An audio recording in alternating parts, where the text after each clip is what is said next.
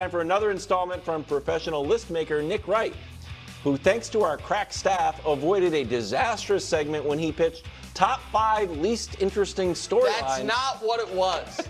that hubs through his body in front of him. So instead we have a new list, the anti-Bud list, things you don't believe in?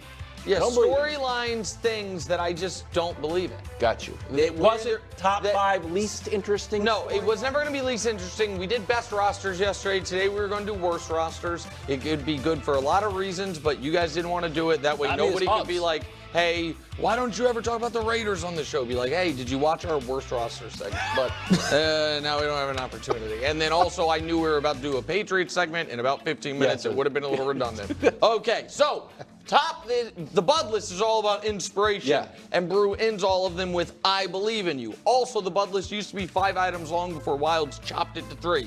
This is the top 5 things I simply don't believe in. Love it.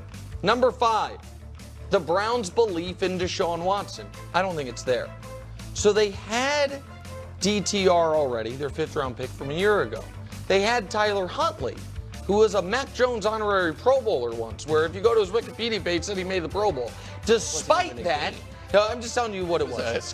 Despite that, they signed Jameis Winston, who is known to be popular in the locker room, has succeeded intermittently throughout his career, but I think all of us agree could certainly step in and do something similar to what Joe Flacco did last year.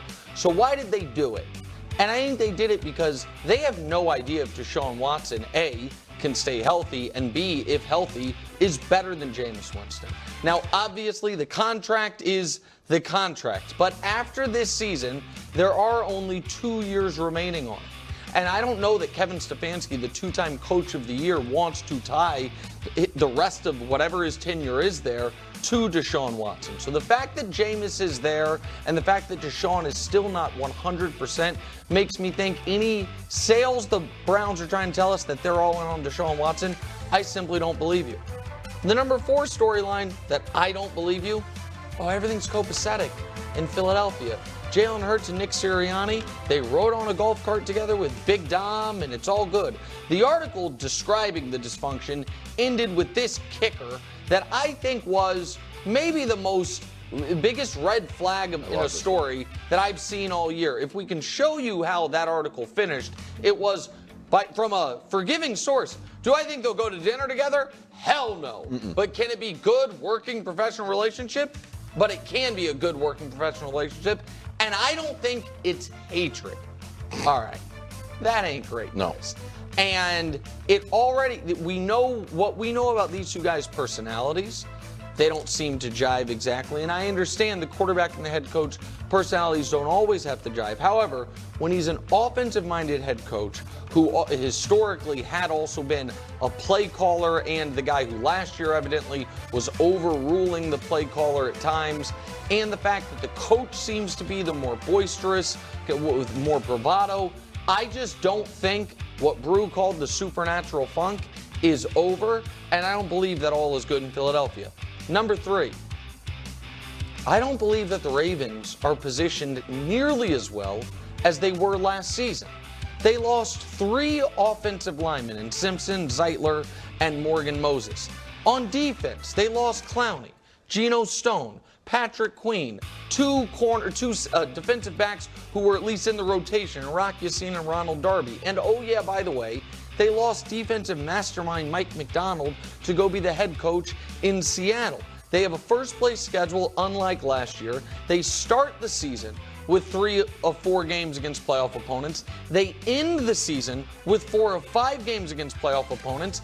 And in the middle, they play 3 of 8 against playoff opponents from last year and 2 games against the Bengals. So for all those reasons, anyone believing that they are going to be able to repeat last year's success where they had a top 3 offense, a top 3 defense, where they looked from up until the kickoff of the AFC title game to be the best team in football, I just don't believe you. The number 2 thing that I do not believe is that Robert Saleh and Aaron Rodgers are on the same page. I understand that when asked about it, they both tell you it's all good, and I understand people's gut reaction of, Saleh only is there because Rodgers wanted him there. Why would Rodgers want him there if they're on the same page? I think Aaron Rodgers likes the fact that Robert Saleh knows I had a lot to do with you still being here, and therefore we're going to kind of run things the way I would like to run. And I think there was the first crack in that armor was shown in that post mini camp absence press conference. We then saw more times when Aaron, as coaches pointed out, would publicly not go after Robert at all, but just be like, oh, I didn't know that. Oh, I'm not playing in the preseason. We hadn't talked about that. That's news to me.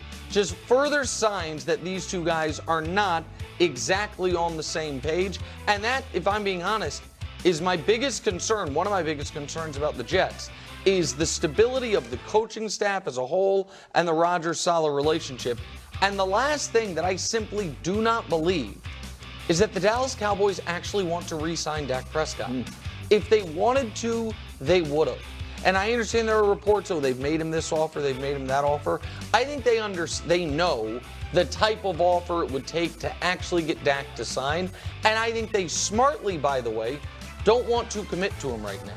If he can have an MVP caliber season, a third straight 12-win season, have a career year across the board, and still that quickly in a home playoff game against the youngest team in the league, look that out of sorts, look that deer in the headlights, I don't know that they want to commit to the next 4 years of him being their signal caller. So I think they are trying to play the PR game of course we'd like Dak back, while never presenting Dak with an offer they expect him to take. Those are the 5 storylines from this season that I simply do not believe in. Pretty good. Greg Jennings.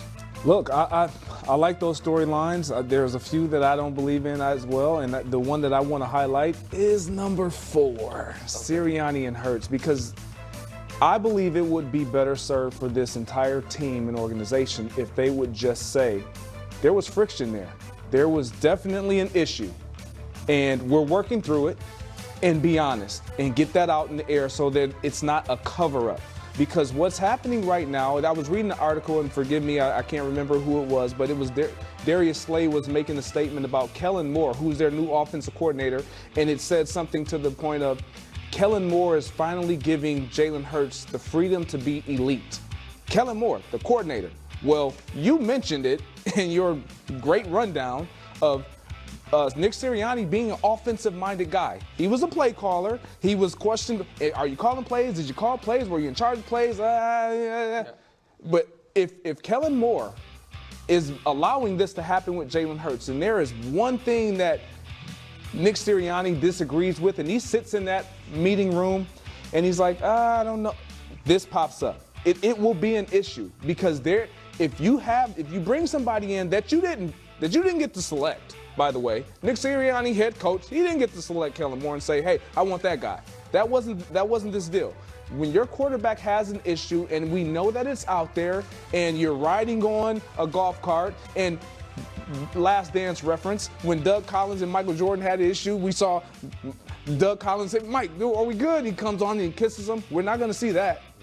In what you just displayed, talking about it's not hatred. Yeah, because there's an issue. And as long as they're winning, everything will be fine. Coach, you can speak to this more than anyone. As long as we're winning, it covers up a lot. The moment there's adversity and they start to lose games, this will come out and it will unravel. And I would just add, last year, it's kind of got lost in the shuffle.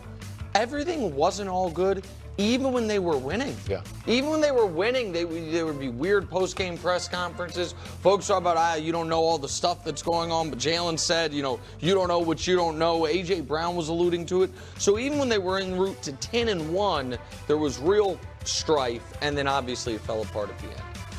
Yeah, I think I'm too harsh on Nick's list because when I looked at this the first time, I'm like, these are just so obvious. Like, I live in Cleveland. I don't think there's anybody in the city that believes Deshaun Watson is the answer. So I was like, oh, that's an easy one that Nick just laid up. And then the Sirianni Hurts one, that article was too well sourced. There's been too many people that have talked about the issues that they have, but they're married and they've got a mandate and it's got to work together. So the relationship isn't good. It just has to be working good. but I thought you kind of, mailed that You one agree, in but too. you're insulting him at the same time. I liked it. He's saying I took the easy Yeah, option. He's calling it the low hanging. Well, now we get to the I Ravens. was waiting for him to be like, oh, the earth is flat. I don't believe that either. And then the Ravens, that one I was actually surprised by, and I thought that was a much hotter take. Thank you. The Rogers Salah, well, we're all in New York. We hear them talk all the time, like, Yeah. okay.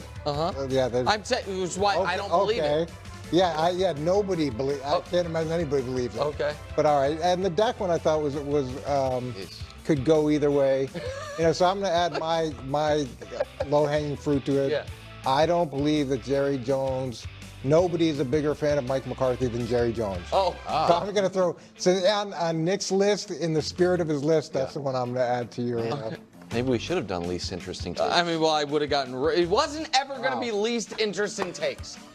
It was going to be the 5 worst rosters in the NFL. I had to reread the list. Is what it was going to be. And by the way, the Giants are the 5th. I've now named all 5. The Panthers, the Titans, the Patriots, the Raiders, and the Giants. I just let you know, those would have been the 5. That's what it would have been. Too hard on your list. I'm sorry.